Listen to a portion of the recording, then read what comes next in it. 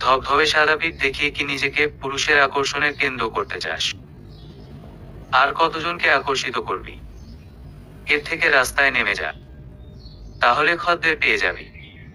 কোনো কোনো দিন একসাথে 2-4 জন পেয়ে যেতে পারিস। এটা তো চাস তুই, সাবিত। আর কিছু বলার আছে আপনার? যদি না বলার থাকে তাহলে চলে যান। আমি কেমন করে থাকি তাতে আপনার কি? আরেকটা কথা সাবিত চৌধুরী, আমার বিষয়ে নাক না গলিয়ে হবু বউয়ের কথা ভাবুন। আলো, চুলের মুঠি ধরে ফেললাম। কি বললি? তোর তো সাহস কম না। আমার বাড়ি থেকে আমাকে যেতে বলছিস? তুই হয়তো ভুলে যাচ্ছিস আমাদের বাড়ির আশ্রিতা তুই। আমাদের বাড়িতে থাকতে কোন বিপদ হলে সব আমাদের ঘাড়ে আসবে। সাবিত, সত্যি কি আমি আশ্রিতা সাবিতা হতে পারি? না হলে কি আর হবে? চিন্তা করবেন না, বেশি দিন আর এই আশ্রিতার দায়িত্ব পালন করতে হবে না। আলো, কোথাও যাওয়ার জায়গা আছে নাকি যে যাবি? সাবিত, না থাকলে রাস্তায় নেমে যাব তোমার ভাষায়। সমস্যা নেই, কাল আপনার বিয়ে, যান ঘুমিয়ে পড়ুন। কাল হয়তো বেশি ঘুম নাও হতে পারে। আলো, বেশি কথা বলিস না। তুই কি সত্যিই চাস যে বিয়েটা আমি করি? সাবিত, আমার চাওয়া আর না চাওয়ায় কি এসে যায়? প্লিজ কোন অতীত মনে রাখবেন না। অতীত কাউকে সুখে থাকতে দেয় না। দেখুন না, বাবা মা যদি বর্তমানে বেঁচে থাকতো তাহলে আমাকে আশ্রিতা হয়ে থাকতে হতো না। আলো, এই চুপ কর, তোর এই ন্যাকামি ভাষণ শোনার ইচ্ছে আমার নেই। থাক, কাল আবার ঢেং ঢেং করে বিয়েতে যাস না। তোকে আমার একদম সহ্য হয় না। সাবিত, আচ্ছা যান ঘুমিয়ে পড়ুন। আমি ঘুমাবো, কাল সকালে অনেক কাজ আছে। সাবিতদার বিয়ে বলে কথা। আলো, কিছু না বলে চলে আসলাম। এই মেয়েটা কি বুঝতে পারে না যে আমি তাকে ভালোবাসি? এটা কি ও বুঝতে পারে না?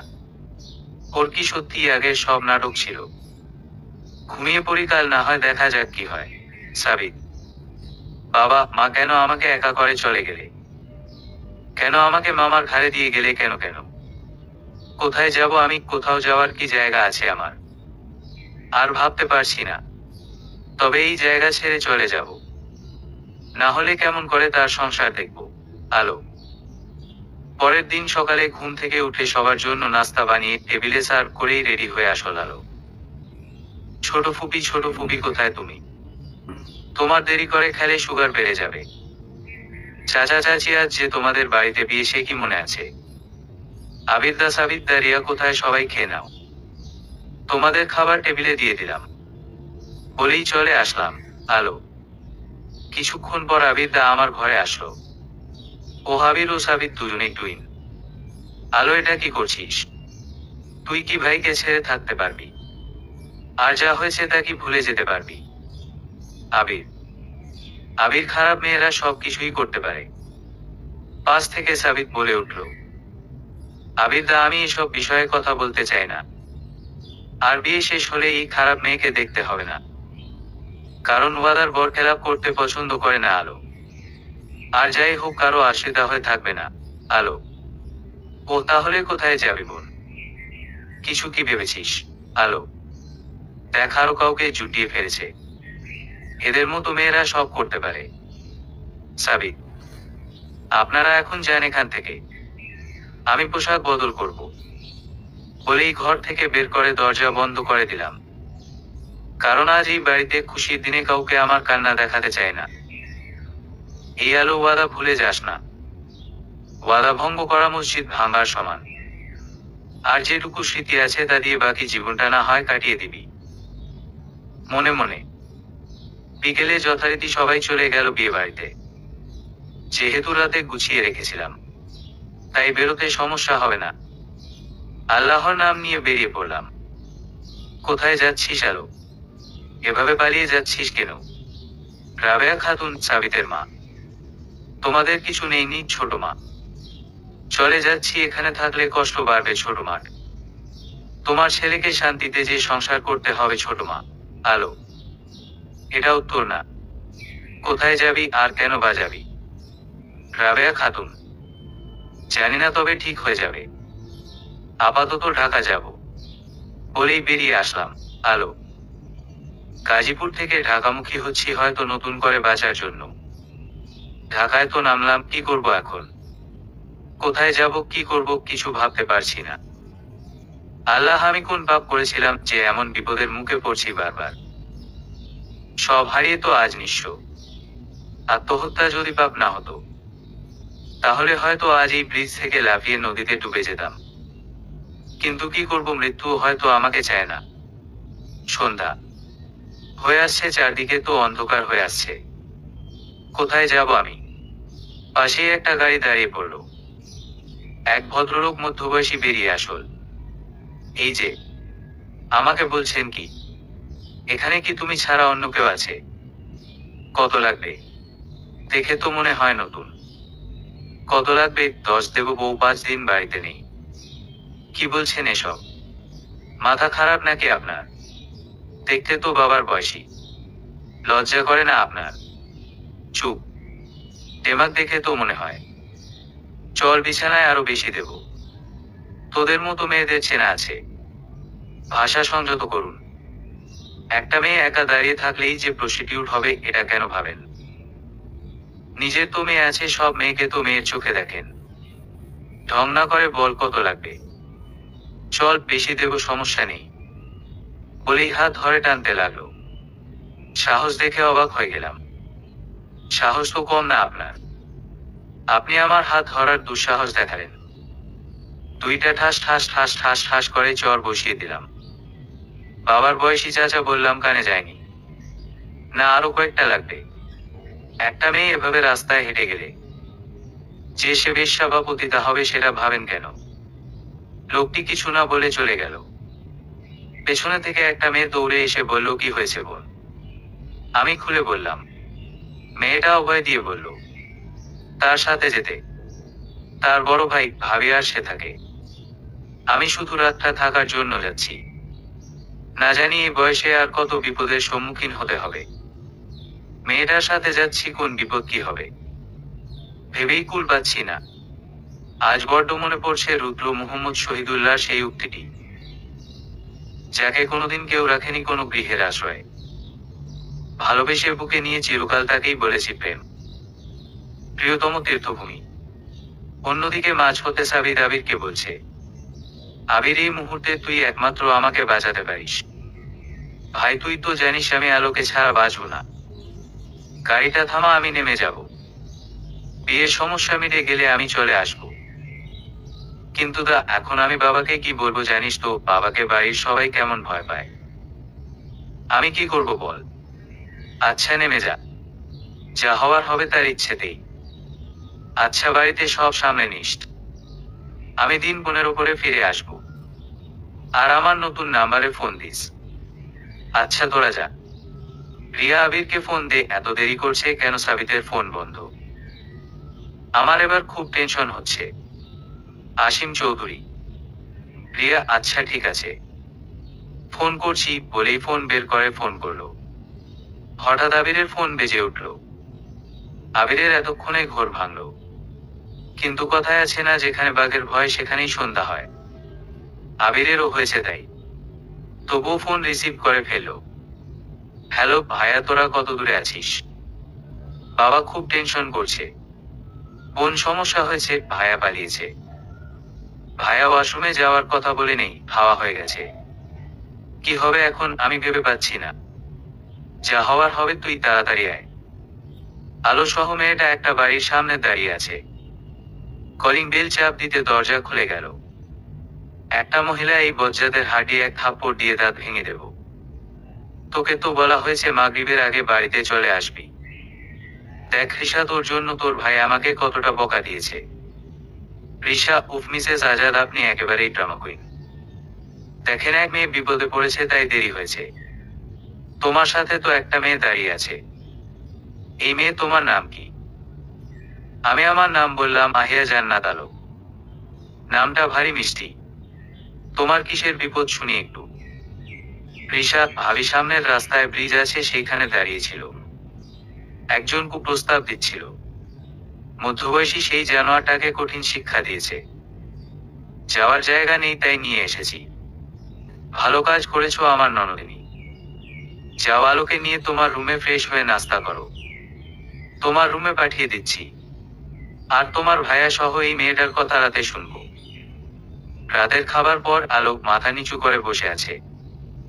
আর উৎসুক হয়ে বসে আছে আরাব, ঈশার ভাই, ইলমা, ঈশার ভাবি। এবার বলো বোন, তোমার সমস্যা কি? কেন এই বয়সেই বেরিয়ে এসেছো একা? বোন বললাম, রাগ করো না, তোমার বয়সী এক বোন ছিল আমার। আরাব: না ভাইয়া, বোন বলেই দেখবেন। আমাকে একটা কাজের ব্যবস্থা করে দিতে পারবেন? আলো: সেটা দেখা যাবে ক্ষণ, আগে তোমার সমস্যা বল। আচ্ছা তাহলে শুনেন আমার অতীত। বাবা মায়ের একমাত্র সন্তান আমি। বাবা যখন ঢাকায় ভার্সিটিতে পড়তো তখন প্রেম শুরু হয়। আসলে মা ছিল বাবার বন্ধুর বোন। নানু এই প্রেম মেনে না নেওয়ায় বিয়ে করেছিলেন লুকিয়ে। জানেন, মা খুব কাঁদত। নানার মৃত্যুর সময় বড় মামা তাকে নানুর লাশ দেখতে পর্যন্ত দেয়নি। বড় মামা মনে করতেন নানুর মৃত্যুর জন্য দায়ী মা। মামারা ছিল দুই ভাই। ছোট মামা ছিল বাবার বন্ধু। বাবা মা গাজীপুর ব্যাক করে। সেখানে গিয়ে পড়ে আরেক ঝামেলায়। দাদা সেখান থেকে বের করে দেয়। বাবার বড় ভাই ছিল, তিনি চাননি যে বাবা সে বাড়িতে থাকুন। কারণ তাদের পরিবারের কেউ প্রেম করে বিয়ে করে না। তাই একটু দূরে ছোট এক ঘর ভাড়া নেন, তাতে ছোট করে সংসার পাতেন। কি করবে বাবা মা ভেবে পাচ্ছিল না। বাবা শিক্ষিত হয়েও সেদিন রিক্সা চালানো শুরু করে, মা টিউশনি করা। এভাবেই চলতো সংসার। হঠাৎ করে একদিন বাবা কাজ থেকে বাড়িতে ফিরলে আমার আগমনের খবর দেয়। বাবা সেদিন খুশিতে মিষ্টি বিলি করেছিলেন পুরো বস্তিতে। 10 মাস পর আমি পৃথিবীতে আসি। আস্তে আস্তে আমি বড় হতে থাকি। সুখে ছোঁয়ায় দিন কাটত। অভাব ছিল, কিন্তু ভালোবাসার অভাব হয়নি। সেই সুখ বেশি দিন স্থায়ী হয়নি। হঠাৎ করে একদিন যেই বস্তিতে থাকতাম সেখানে আগুন লাগে। আমি স্কুলে ছিলাম, তখন ক্লাস 9-এ পড়তাম। মেহবুবা নামের এক ম্যাডাম ছিল, তিনি আমাকে বলেন, আলোরে তাড়াতাড়ি চল, বস্তিতে আগুন লেগেছে। ম্যাডামের বাড়ি ছিল আমাদের বাড়ির পাশে। সেদিন মা আগুনে পুড়ে যায়। হাসপাতালে ভর্তি করেছিলাম, কিন্তু শেষ রক্ষা হয়নি। মা সেদিন আমাকে করে যায় দিন। বাবা অসুস্থ হয়ে পড়েন। সংসারের অভাব বেড়ে যায়। জানেন, এর কিছুদিন পর বাবা আমার হাতে একটা চিঠি ও ঠিকানা দিয়ে শেষ নিঃশ্বাস ত্যাগ করেন। আসলে বাবা মাকে খুব ভালোবাসতেন। প্রেমের বিয়ে ছিল যে, তাই মায়ের অকাল মৃত্যু বাবা মেনে নিতে পারেনি। বাবা আমাকে বলেছিল যে সাহস করে বাঁচার স্বপ্ন দেখবি। মেয়ে বলে যে তুই অবহেলার পাত্রী হবি, সেটা মেনে নিবি না কোনোদিন। বাবা মারা যাওয়ার পর 5 দিন মেহবুবা ম্যাডামের কাছে ছিলাম। তারপর বাবার দেওয়া ঠিকানায় পাড়ি জমালাম। যেখানে ছিলাম সেখানে থেকে 13 কিলোমিটার দূরে। একা যাওয়া সম্ভব ছিল না। মেহবুবা ম্যাডাম সেদিন পৌঁছে দিয়েছিলেন বাড়ির সামনে পর্যন্ত। ভিতরে যাননি, জানি না কেন যাননি। বাড়ির সামনে গিয়েও জানতাম না ভবিষ্যতে আমার জন্য কি অপেক্ষা করছে। বাড়িটা 4 তলা বিশিষ্ট একটি রাজমহলের মতো। বাড়ির সদর দরজার একটি নামফলক দেখলাম। তা দেখে চমকে উঠলাম, কারণ মায়ের কাছে শুনেছিলাম দাদার নাম ইরাব চৌধুরী। এখানে ইরাব মহল। বাবা বলেছিলেন ইনার কাছে চিঠিটি পৌঁছে দিতে। কলিং বেল বাজালাম, দরজা খুলে দিল একজন মধ্যবয়সী মহিলা। পোশাকে আধুনিকতার ছোঁয়া। আমাকে বলেছিল কাকে চাই। আমি বলেছিলাম ইরাব চৌধুরী আছেন। মহিলা বললেন, ও বাবার কাছে এসেছো, ভিতরে আসো, বলেই ভিতরে নিয়ে গেল। আমাকে সোফায় বসতে বলে তিনি ভিতরে গেলেন। আমি বাড়িটার চারদিকে চোখ বুলিয়ে দেখছিলাম। কি সুন্দর পেইন্টিং, কারুকাজ, এক একটা ওয়ালে প্রকৃতির সাথে মিল রেখে চিত্র অঙ্কন। কিছুক্ষণ পর তিনি আমার কাছে আসলেন। উনার চেহারায় গাম্ভীর্য আছে। থাকবে না কেন, চৌধুরী মানুষ। কে তুমি, কাকে চাই? আমি বললাম, বাবা এই চিঠিটা আপনাকে দিতে বলেছেন। চিঠিটা দিলাম। চিঠিটা দাও। নেওয়ার সময় এক দৃষ্টিতে তাকিয়েছিলেন আমার দিকে। তিনি চিঠিটা খুলে পড়া শুরু করলেন। চিঠিটা পড়ার পর তিনি চিৎকার করে কান্না করতে শুরু করলেন। চিঠিটায় লেখা ছিল, প্রিয় বাবা, তুমি সর্বদা আমার কাছে শ্রদ্ধার ছিলে, ছিলে ভালোবাসার। খুব বিশ্বাস করতে আমায়, হয়তোবা তোমার সেই বিশ্বাস রাখতে পারিনি। তাই তুমি বলেছিলে এই শহরে থেকেই যেন তোমার মুখোমুখি না হই। এটাই আমার শাস্তি। আমি আমার শাস্তি পেয়েছি বাবা। হয়তো পরিবারের কারো কাছে তার আত্মীয় ছিলাম না, তাই সেদিন সবাই মুখ ফিরিয়ে নিয়েছিল। আমি আমার কথা রেখেছি। রিক্সা চালিয়ে সংসার চালিয়েছি, কারণ সব সার্টিফিকেট নিয়ে নিয়েছিলে। অভাব ছিল কিন্তু ভালোবাসার অভাব হয়নি। কিন্তু কথায় আছে না, বেশি সুখ বেশি দিন স্থায়ী হয় না। আমারও বেলায় ঠিক তাই হয়েছে। এক দুর্ঘটনায় তোমার অস্বীকৃত বৌমা মারা যায়। সেদিন জানতাম যে আমিও অল্প কয়েকদিনের মেহমান এই পৃথিবীর। মরণব্যাধি ক্যান্সার যে আমার শরীরে বাসা বেঁধেছে। আমি মরলে সবাই খুশি থাকবে, কিন্তু আমার রাজকন্যার কি হবে? এ যে আমার অভাবের ঘরের আলো। তাই যেদিন জানতে পারলাম যে হয়তো আর 1 মাস বাঁচব না, সেজন্য আপনার নিকট এই পত্রটা লিখলাম। আমি মারা গেলে আমার মেয়েটার আর কেউ থাকবে না, তাই নাতনি হিসেবে মেনে নিতে না পারলে কাজের মেয়ে হিসেবে রাখবেন। তবুও ওকে পড়াশোনা করাবেন। বড় কোন প্রতিষ্ঠানে না পড়ালেও সরকারি গুলোতে ভর্তি করিয়ে দিবেন। ওকে দেখবেন আমি আমার কথা রাখলাম, এই জীবদ্দশায় আপনার দেখা দেয়নি। আমার লাশও আপনাকে দেখতে হবে না। আমার মৃত্যুর পরও যাবে, তার আগে কোনোদিন যাবে না। ইতি। আপনার অযোগ্য সন্তান। ওনার কান্নার শব্দ শুনে সবাই ছুটে এলেন। একজন শক্ত গোছের মানুষ বললেন, বাবা কি হয়েছে? তিনি বললেন, আমার আদি আর বেঁচে নেই। হে আল্লাহ, আমার আগে আমার সন্তানকে কেন নিয়ে গেলে? ওই মানুষটা বললেন, বাবা তুমি অযথা বাড়াবাড়ি করছো। ও তো তোমার কাছে অনেক আগে মারা গেছে। দাদু বলেছিলেন, সন্তান কাছে না থাকলে কত যন্ত্রণা সেটা তুই বুঝবি না। আমার আদি বলেই আবার কান্না শুরু করলেন। কিছুক্ষণ পর তিনি শান্ত হয়ে বললেন, বড় বৌমা, আমার পাশের ঘরটায় আমার ছেলের অংশে থাকার ব্যবস্থা করে দাও। ও আমার পাশে পাশে থাকবে। সেদিন সবাই খুশি হলেও একজন খুশি হননি। তিনি আমার চাচা। এভাবেই দিন কাটতো আমার। এভাবেই এইচএসসি গণ্ডি পেরিয়ে জাতীয় বিশ্ববিদ্যালয়ের অধীনে অনার্স কোর্সে ভর্তি হই হিসাব বিজ্ঞান নিয়ে। অনার্স কোর্সে ভর্তি হওয়ার কিছুদিন পর বাড়িতে যেন উৎসব শুরু হয়েছে। আমি রিয়াকে জিজ্ঞেস করলে সে বলে তার বড় 2 ভাই আসছে। আমি বললাম, ও হাবিবদা সাবিদদা বাবা বলেছিলেন ওনাদের নাম? রিয়া বলল, হ্যাঁ। বিকেলে তারা দুজন ফিরলে আমি রান্নাঘরে থাকি। আমি বাইরে আসি না, কিন্তু সন্ধ্যাবেলায় বের হতেই হয় সবার নাস্তা দিতে। সেই সময় একজন আমার দিকে হা করে তাকিয়ে আছে। রিয়া বলে উঠল, সাবিত ভাইয়া, হা করে আছিস কেন? আমি নাস্তা দিয়ে বেরিয়ে আসলাম। এই তো কাহিনী ভাইয়া। আরব, তারপরেটা শুনতে চাই। বল বোন বল। আচ্ছা, তার কিছুদিন পর দাদু মারা যায়। আমি তখন 3য় বর্ষে পড়ি। তারপর আমি যেন ওই বাড়িতে পার্মানেন্ট কাজের বুয়া হয়ে যাই। তখন শুধু চাচিমা আমাকে ভালোবাসতো। একদিন রাতের বেলা হঠাৎ করে আমার ঘরে কেউ ঢুকে। আমি চিৎকার দিতে চাই কিন্তু পারি না। আমার মুখ চেপে ধরে হাত দিয়ে। আমি লাইট জ্বালালে দেখি সাবিত্তা। আমি বললাম, সাবিত্তা এত রাতে এখানে আমার ঘরে কেন? কেউ দেখলে খারাপ ভাববে। সাবিত্তা বলল, আমি পরোয়া করি না। আমি পরোয়া করি, আমি একজন মেয়ে। সমাজে নানা ধরনের অবস্থায় মুখোমুখি হই। তো কি হয়েছে? যেটা বলতে এসেছি, তোকে আমি ভালোবাসি। জানি না তোর উত্তর কি হবে, তবে ভালোবাসতে হবে তোকে আমাকে। ভালোবাসা আমার ডিকশনারিতে নেই। আমি ভালোবাসবো বিয়ের পর। তাই এই কথাটা আমাকে বলতে আসবেন না। যান এখন এখান থেকে। সেদিনের মতো চলে গেল সাবিত্তা। আর আসেনি কোনোদিন। আবিদা রিয়া যেমন স্নেহ করতেন, তার থেকে আমাকে সম্মান করতেন। কারণ তিনি জানতেন সাবিত্তা আমাকে ভালোবাসতো। এভাবেই কাটতো সবার অবহেলায় দিনগুলো। শেষ বর্ষের শেষ পরীক্ষার আগের দিন আমার একজন বান্ধবী বলে বাড়িতে বলতে যে কাল ওদের বাড়িতে থাকতে হবে। পরীক্ষা শেষ হওয়ার আগ মুহূর্তেও জানতাম না যে আমার সাথে কি ঘটতে চলেছে। পরীক্ষা শেষ হওয়ার পর সুখী আমাকে নিয়ে গাড়িতে উঠে কাজী অফিসের সামনে নামে। আমার অনুমতি ছাড়াই সেদিন আমার সাথে সাবিত্তার বিয়ে হয়। সেদিন তার মাথায় হাত রেখে ওয়াদা করান যে আমি কোনোদিন কাউকে বলতে পারবো না। উনি সময় হলে বলবেন। এটা তার ইচ্ছে। জানেন, সেদিন মতো না থাকলেও স্বামীর হক আদায় করেছিলাম। পরের দিন বাড়িতে গেলে উনি এমন ভাব ধরলেন যেন আমাকে চেনেন না, কিন্তু আমি তার সদ্য বিবাহিতা বউ।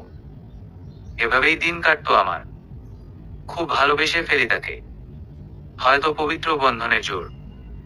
প্রতিদিন তার ছোঁয়ায় রাতে ঘুম আসতো, তার ছোঁয়ায় ঘুম ভাঙতো। একদিন সকালে আমার চাচা আসিম চৌধুরী সাবিত তাকে আমার ঘর থেকে বেরোতে দেখে পরে আমাকে ডেকে নিয়ে যায়। বলে, তোর ঘরে থেকে সাবিত বের হলো কেন? আমি কিভাবে বলবো বড় বাবা, আমি তো জানি না। এভাবেই কয়েকদিন পর হাতে নাতে ধরা খায় সাবিত। সেদিন আমি ঘুমে বিভোর ছিলাম। চাচা সাবিত দাকে বলছে, আমি কিছুদিন ধরে লক্ষ্য করছি তুই ভোরে বের হচ্ছিস এই ঘর থেকে, কিন্তু কেন? সাবিত দা কিছু না বলে চলে যান। কিছুক্ষণ পর আমার ডাক পড়ে। তিনি যে রুমে অফিসের কাজ করেন, আমাকে বলল, আমি তো তোর বাবার মতো। আমি আমার বন্ধুকে কথা দিয়েছি সাবিতের সাথে তার মেয়ের বিয়ে দেব। সামনের মাসেই বিয়ে। যদি এ বিয়ে না হয় এই পরিবারের বদনাম। আর তোর সাথে কি সম্পর্ক জানি না। তোর পায়ে ধরি, তুই এই বাড়ি থেকে চলে যা, আমাদের মুক্তি দে। আমি সাবিত দা বিয়ের দিন চলে যাব এখান থেকে, আপনি বিয়ের ব্যবস্থা করুন বলেই চলে আসলাম। তারপর থেকেই সাবিত দা এর সাথে খারাপ ব্যবহার করা শুরু করি। এক বন্ধুর সাহায্যে তার চোখে খারাপ হয়ে যায়। তবুও সবার সামনে কোনোদিন তিনি বিয়ের কথা বলেননি। মনে করেছিলাম তিনি বলবেন না, তিনি বলেননি। সবার মতো তিনিও খারাপ ব্যবহার করা শুরু করেন। একসময় তিনিও বিয়ের জন্য হ্যাঁ বলে দেয়। তারপর থেকে ওই মেয়েটার সাথে আমার সামনে খুব ধলাধলি করেন। আবিরদা বলেছিলেন যে আমি যেন ওই বাড়িতে থাকি। একসময় আমি সহ্য করতে না পেরে তাকে বিয়ে করতে বারণ করতে যাচ্ছিলাম, কিন্তু চাচাকে দেওয়া ওয়াদা রক্ষা করার জন্য বলতে পারিনি। সেদিন বুক ফেটে যাচ্ছিল, কিন্তু মুখ ফুটে বলতে পারিনি। কোন মেয়েই তার স্বামীর ভাগ দিতে পারবে না? সেই জন্য সাবিত দা যখন বিয়ে করতে যায়, তারপর বাবা মায়ের ছবি আর মায়ের গয়না নিয়ে বেরিয়ে পড়লাম। তারপর এখানে। হেমা ভাইয়া, আপনি কাঁদছেন কেন? আমার মতো হয়তো কেউ কষ্ট সহ্য করেনি, তাও আপনি কাঁদছেন। দেখেন, আমি না কাঁদছি না, কান্নাটা বিদায় জানিয়ে দিয়েছি। এই মেয়ে তোর মায়ের নাম জোহরা, তাই না? আমি তো একবারও আপনাকে বলিনি, আপনি জানলেন কি করে? আরে পাগলি, আমি জানবো না কেন? উনি যে আমার ফুপি, আমার আরেকজন মা ছিলেন। জানিস বাবা, তার জীবদ্দশায় তোদের অনেক খুঁজেছে। চাচা তোদের বাড়িতে গিয়েছিল, কিন্তু অনেক অপমান করে। জাদিদকে রেখে চাচা মারা যায়। আবিদ ও জাদিদ দুজনেই তাড়াতাড়ি আসবে। তোকে পেয়ে আমরা আমাদের ফুপুর উত্তরসূরিকে পেয়েছি। তোকে হারাবো না। তুই হবি আয়াজ গ্রুপ অফ কোম্পানির 30% মালিক। তোকেও ব্যবসা সামলাতে হবে। ননদিনী মেয়ে বলে তোকে যারা অবহেলা করেছিল তাদের কোম্পানিকে পিছনে ফেলতে হবে। পারবো আমি, পারতে হবে। সবাইকে জবাব দেওয়ার সময় এসে গেছে। এইদিকে আবিরের সাথে বিয়ে হয়। আসিম চৌধুরী বাড়ি ফিরে আলোকে ডাকতে শুরু করেন। আলো এই বাড়ি ছেড়ে চলে গেছে। কথাটা বলল রাবেয়া বেগম। আবির বলে উঠল, ভাবি চলে গেছে মানে? তখন আবিরের ফোন বেজে উঠল। সাবিত ফোন করেছে। আবির শুধু বলল, বাড়ি আয়, বিয়েটা আমার হয়েছে, সমস্যা নেই, চলে আয়। তোমাকে জিততে হবে। মনে রেখো, ফেরার সব পথ বন্ধ হয়ে গেছে।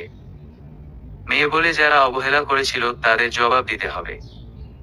আরাব, ইলমা, রাত হয়েছে, যাও ঘুমিয়ে পড়ো। আর ননদিনী আগের কথা চিন্তা করে মাথা খারাপ করবে না। ঠিক আছে ভাবি, আমি যাচ্ছি উপরে। আর শোন, আগামী 1 তারিখ থেকে জয়েন করবি একজন ম্যানেজিং ডিরেক্টর হিসেবে। এটা নিজের বাড়ি মনে করবি। আরাব, আচ্ছা ভাই, ঠিক আছে। তবে আমি আপাতত সবার সাথে এমপ্লয়ি হিসেবে কাজ করতে চাই, ম্যানেজিং ডিরেক্টর হিসেবে না। সেটা তোর ইচ্ছে বোন। সবসময় সাহস উদ্যম নিয়ে কাজ করতে হবে, লড়াই করে যেতে হবে, হারিয়ে দিতে হবে সবাইকে। আরাব, মহান আল্লাহ তাআলার রহমত থাকলে পারবো ইনশাআল্লাহ। যদি এটা তার ইচ্ছে হয়, তাহলে যথাযথভাবে পালন হবে। আচ্ছা, সারাদিন প্রচুর পরিমাণে মন কষে ভুগেছিস, এখন যা ঘুমিয়ে পড়। আরাব: আচ্ছা ঠিক আছে বলে যে রুমে ব্যবস্থা করা হয়েছে সেই রুমে আসলাম। আজ বড্ড বাবা মায়ের অভাব লাগছে। আজ রাতটা আবারও নির্ঘুম রাতের তালিকায় যোগ হবে। হে বিধাতা, কেন এমন হয় আমার সাথে? প্রথমে মা, তারপর বাবা, তারপর আগলে রেখেছিল দাদু। সময়ের ডাকে সাড়া দিয়ে তিনিও চলে গেলেন। ভালো তো বেসেছিলাম বৈধভাবে, তবুও হারাতে হলো। কিন্তু কেন, কে এই জবাব দিবে ভেবে পাচ্ছি না। ভেবেছিলাম পেলাম তারে এই অবেলায়। হারিয়ে যে ফেলবো আবার সেই কি ভাবা যায়। পেলাম যখন পূর্ণ করে, হারিয়েছি আবার শূন্য হয়ে। তবে কেন পেলাম তারে? ভুলে যেতে চাচ্ছি, কিন্তু পারছি না কেন জানি না। আজ বড্ড বেশি পড়ছে মনে তার কথাগুলি। কোন এক কবিতার কবিতায় লিখেছেন, তোমাকে ভুলতে চেয়ে আরো বেশি ভালোবেসে ফেলি। তোমাকে ছাড়াতে গিয়ে আরো বেশি গভীরে জড়াই। যতই তোমাকে ছেড়ে যেতে চাই দূরে, ততই তোমার হাতে বন্দী হয়ে পড়ি। তোমাকে এড়াতে গেলে এভাবেই আষ্টে পৃষ্ঠে বাধা পড়ে যাই। এভাবেই সম্পূর্ণ আষ্ট হয়ে পড়ি। তোমাকে ছাড়াতে গেলে আরো ক্রমশ জড়িয়ে যাই আমি। আমার কিছুই আর করার থাকে না। তুমি এভাবেই বেঁধে ফেলো যদি দূরে যেতে চাই, যদি ডুবে যেতে চাই। তুমি দুহাতে জাগাও, এমন সাধ্য কে আছে তোমার চোখের? সামান্য আড়াল হই, দুই হাত দূরে যাই। যেখানেই যেতে চাই সেখানেই বিছিয়ে রেখেছো ডালপালা। তোমাকে কি অতিক্রম করা কখনো সম্ভব? তুমি সমুদ্রের চেয়েও সমুদ্র, আকাশের চেয়েও আকাশ। তুমি আমার ভেতরে জেগে আছো। তোমাকে ভুলতে চেয়ে তাই আরো বেশি ভালোবেসে ফেলি। তোমাকে ঠেলতে গিয়ে দূরে আরো কাছে টেনে নেই। যতই তোমার কাছ থেকে আমি দূরে যেতে চাই, তত মিশে যাই নিঃশ্বাসে প্রশ্বাসে। ততই তোমার আমি হয়ে পড়ি ছায়ার মতন। কোনো দিকে যাওয়ার আর একটু জায়গা থাকে না। তুমি জড়িয়ে রাখো তোমার কাঁটায়। তোমাকে ছাড়তে গিয়ে আষ্টে পৃষ্ঠে আরো জড়িয়েছি। তোমাকে ভুলতে গিয়ে আরো ভালোবেসেছি তোমাকে। কিন্তু ভালোবেসে কি হবে, আর পাবো না হয়তো আর। রাত তো নির্ঘুম যাবে। পরদিন সকালে নাস্তার পর হঠাৎ অজ্ঞান হয়ে যায় আলোর। কি হবে তার? ইলমা খুব জোরে চিৎকার করে সবাইকে ডাকলেন। আরাব সেই কোলে তুলে হাসপাতালের উদ্দেশ্যে রওনা হলো। ডাক্তার আলোকে দেখার পর আরবের উদ্দেশ্যে বলা শুরু করলো, পেশেন্ট কি হয় আপনার? আমার বোন হয়। কি হয়েছে বোনের বলেন ডাক্তার।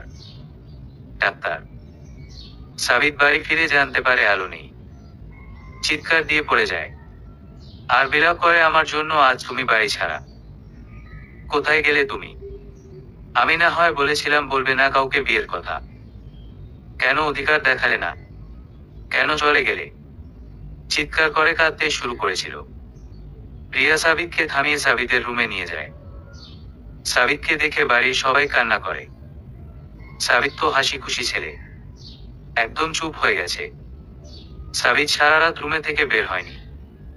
সকালবেলা রুমে থেকে বের হয় স্বাভাবিকভাবেই, সবার সাথে স্বাভাবিকভাবে, কিন্তু আসিম চৌধুরীর সাথে কথা বলা বন্ধ করে দিয়েছে। সাবিত রাতেই বুঝতে পেরেছে। সাবিত তার মাকে বলল, মা আমি আলোকে খুঁজতে বের হব, রাতে ফিরতে পারি নাও পারি, বলেই বেরিয়ে চলে গেল। ডাক্তার পেশেন্টের সমস্যা যেমন আছে, এর মধ্যেই নার্স এসে বলল, স্যার রোগীর জ্ঞান এসেছে, একটু দেখেন আবার। আচ্ছা ঠিক আছে তুমি যাও। আমি যাচ্ছি। আচ্ছা আরব সাহেব, আমি দেখে এসে বলছি। ইলমা কি সমস্যা? অনেক কিছুর পর পেয়েছ ওকে, ফুপির চিহ্ন আর হারাতে দিবে না বল।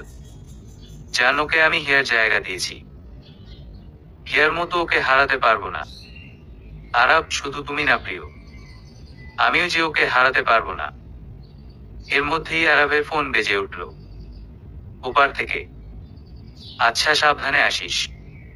ডক্টর তখন তো বললেন না, কি হয়েছে বলুন, কি সমস্যা? আরব: ডাক্তার। ডাক্তার কেমন করে যে বলবো আরব সাহেব, আপনার বোনের একটা অপারেশন করাতে হবে এবং তা এখনই। আরব: তো করুন, এত দেরি করছেন কেন? ডাক্তার, তাতে সমস্যা আছে। তার জন্য তো বলছি। আরব, এতেও সমস্যা? পুরোপুরি খোলাসা করে বলুন। ডাক্তার, আপনি জানেন মেয়েদের বয়স সন্ধিকালের সময় কিছু সমস্যা দেখা দেয়, আবার কারোটা পরেও দেখা দেয়। এই মেয়েটার শারীরিক যে জিনিসটা মেয়েদের হয় তা নিয়মিত হতো না, সেজন্য সেখানে ইনফেকশন হয়ে গেছে, তাই অপারেশন করাতে হবে। তাই হয়তো পরে বেবি নাও হতে পারে, আবার আল্লাহর রহমতে হতেও পারে। এবার বুঝতে পারছেন, অপারেশন না করালে পরে তা ক্যান্সার হওয়ার সম্ভাবনা রয়েছে। তাই বোন, সই করুন। যদি পরে সমস্যা হয় তাহলে আমরা বা কর্তৃপক্ষ দায়ী নয়। আরব, হে আল্লাহ, মেয়েটাকে আর কত কষ্ট দিবে? এই সমস্যা থেকে মুক্তি দিও আল্লাহ। আচ্ছা, আপনারা অপারেশন ব্যবস্থা করুন। ডাক্তার, আচ্ছা ঠিক আছে। বলেই ওটি রেডি করতে বলল। সাবিত পাগলের মতো বের হয়েছে, পাগলের মতো খুঁজে যাচ্ছে কিন্তু পায় না। সাবিতের মনে হচ্ছে সময়ও যেন ওর সাথে খেলা করছে। কোথায় পাবো আলোকে? আল্লাহ, তুমি সহায় হও। মা তো বলল ঢাকার উদ্দেশ্যে রওনা হয়েছে, আমিও যাব, সেখানের অফিসে যোগ দেব। রাতের বেলা সাবিতের মনে শুধু বারবার খেলে যাচ্ছে তার মাঝে কি পেলাম। তাই তো কবিতার শব্দগুলো আওড়াতে থাকে। পথ চলতে চলতে কি জানি কি কথা ভেবে থমকে দাঁড়িয়ে গেলাম। রাতে ঘুমাতে ঘুমাতে কি জানি কি স্বপ্ন দেখে বুকে ব্যথায় পেলাম। তোমায় ভেবে ভেবে মনের অজান্তেই আমার দু চোখে পানি আসে। আমি ভুলে গেলেও এ মনটা তোমাকে আজও যে কত ভালোবাসে। ওই চাঁদ দেখতে গিয়ে আমি তোমার ওই চাঁদ মুখ দেখে ফেলেছিলাম। ফুলের ওই মধু নিতে আমি ভ্রমর হয়ে উড়ে যেতে ডানা মেরেছিলাম। জীবনটা বয়ে বয়ে আজও তো ফিরে যায় তোমার চোখে মুখে বুকে, চোখে জলে জলে আমি নীরবে নিভৃতে কেঁদে মরি গভীর দুঃখে। শুধু আমার জন্য তোমার ওই মনের কোথাও একটু জায়গা রেখ। কাছে নাই বা আসো, শুধু ওই দূর হতে দয়া করে আমাকে একটু দেখ।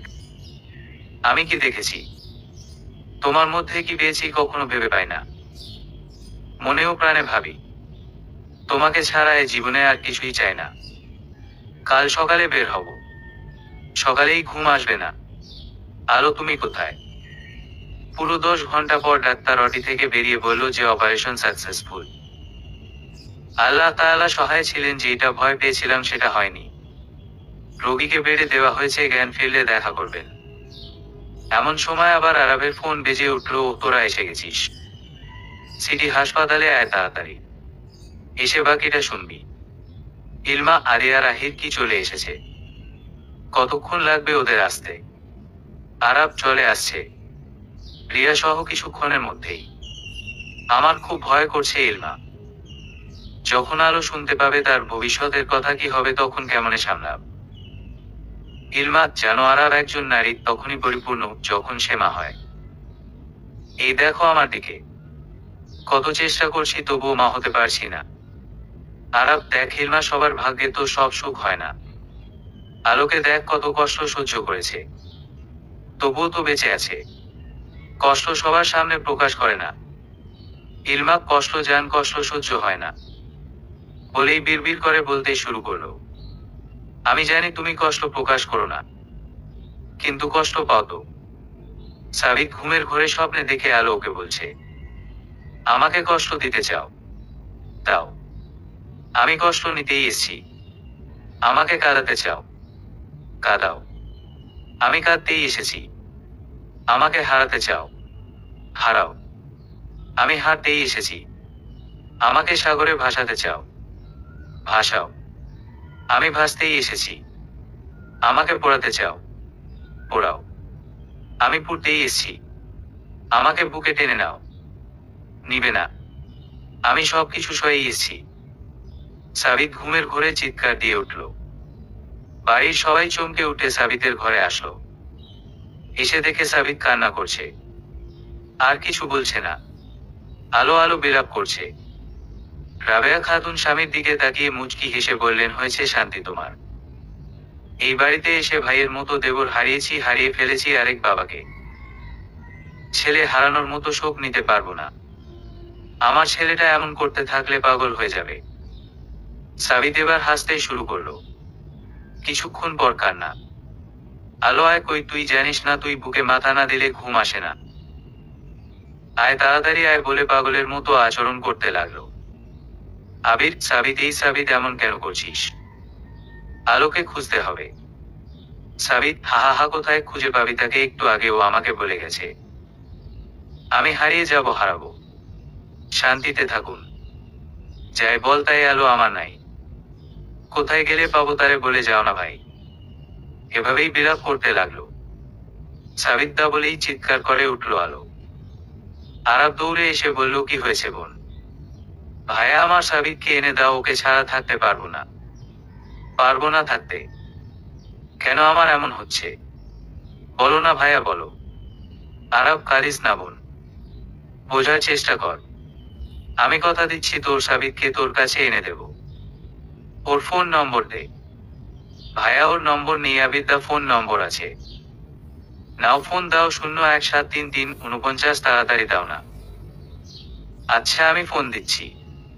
বলেই ফোন দিল আবিরকে। হ্যালো, কে বলছেন? আপনি কি আবির বলছিলেন? জি, আপনি কে বলছিলেন? এর মধ্যে আবার সাবিত চিল্লাচিল্লি শুরু করে, আলো আলো আলো। আচ্ছা, কার গলা শোনা যাচ্ছে বলুন? আলো বলে যে চিল্লাচ্ছে। আসলে আমার ভাবি চাচাতো বোন দুটোই। আসলে বাবা ভাইকে জোর করে বিয়ে করাচ্ছিল, কিন্তু মাঝপথেও চলে যায়, বিয়েটা আমি করি। বাড়িতে এসে ও আলোকে পায়নি, তাই পাগল প্রায়। সারাদিন আলোর নাম জপ করেছে। ও আচ্ছা, আপনি ওকে নিয়ে ঢাকা সিটি হাসপাতালে চলে আসুন। আলো আছে সেখানে। কি হয়েছে আলোর বলুন? কি হয়েছে ওর? আচ্ছা আমরা আসছি বলেই ফোন কেটে দিল। এই সাবিত, ওর ভাই আলোর কাছে যাব। রিয়া ও রাইমা, তোমরা তৈরি হয়ে নাও। মা, তোমার যাওয়ার দরকার নেই। আমার আলোর কি হয়েছে? ও কি সত্যি আমাকে ছেড়ে চলে যাবে? না, ও আমাকে ছেড়ে চলে গেলে আমি বাঁচতে পারবো না। আলো কোথায়? তুমি দেখে যাও এরা কি বলছে। বলেই হাসতে শুরু করলো, আবার কান্না। আবির, চল, এভাবেই তোকে নিয়ে যেতে হবে। বলেই ওরা বেরিয়ে পড়লো, উদ্দেশ্যে হাসপাতাল। আরে আহির দুজন দুপাশে বসে আছে আলোর। ঈশা, ইলমা, আরাব বসে আছে।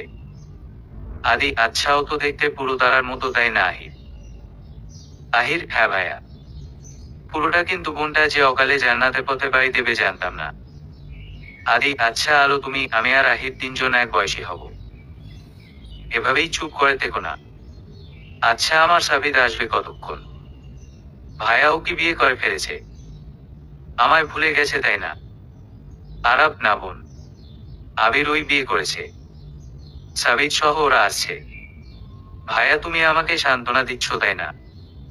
আরাব, তোর কি তাই মনে হয়? সত্যিই তাই রে বোন। এর মধ্যেই ডাক্তার এসে পড়ে আলোকে দেখে বলে উঠল, ইয়াং লেডি, ভাগ্য করে এমন পরিবার পেয়েছ, যা কাল সারা রাত ওটির বাহিরে বসেছিল। আর স্যালাইন খুলে দিচ্ছি ওকে, আধা ঘন্টা পর হালকা গরম পানীয় কিছু খাইয়ে ফল দেবেন। আর ইয়াং লেডি, তুমি ও তোমার স্বামী আমার চেম্বারে আসবে সুস্থ হলে, বুঝেছ? আর ওর স্বামী কোথায়? ওনাকে দেখছি না। আরাব, আসছে, ওরা দূরে থাকে তাই আসছে। ডাক্তার চলে গেল। আরাব আলী আহিরকে উদ্দেশ্য করে বলল, যা হালকা গরম রং চা নিয়ে আয়, আর কয়েক রকমের ফল আনবি। আলী আহির একসাথে বলে উঠল, যাচ্ছি ভাইয়া।